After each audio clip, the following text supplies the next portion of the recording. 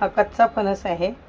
कच्चा फणसाच्या वरची काटेरी साल काढून हे आपण बॉईल करून घेतलेला आहे कच्चा फणस, आणि असा हाताने बारीक केलेला आहे। असं बारीक केलेलं आहे कच्च्या फणसाची भाजी।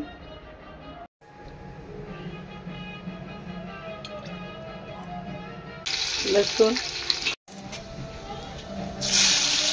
ब्राऊन झाली की कांदा टाकायचा।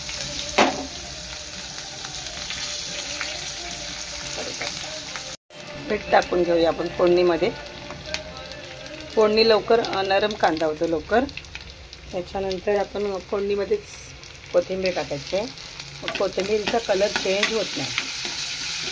थोडी आपण नंतर वरून टाकणार आहे, पण आता थोडी फोडणीमध्ये टाकून द्यायची।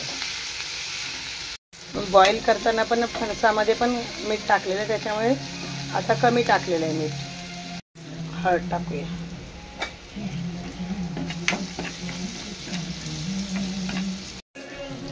हे फणस आपण टाकूया।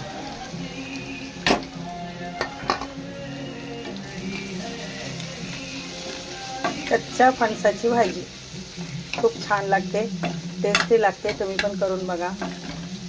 असंच बॉईल करून पण खाल्ले तरी छान लागतात। मला तर असं उकडता मी थोडंसं खाते, एवढं आवडतं। माझ्या मुलांना सुद्धा आवडतं, दोन्ही मुलींना।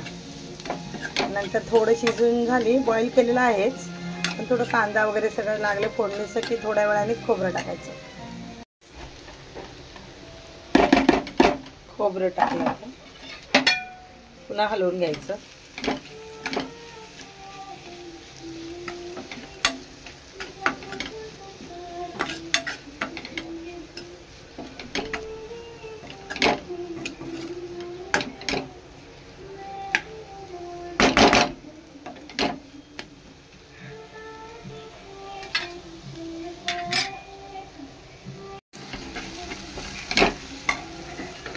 थोडी आपण वरून टाकूया कोथिंबीर, मगाशी फोडणीमध्ये टाकली आपण।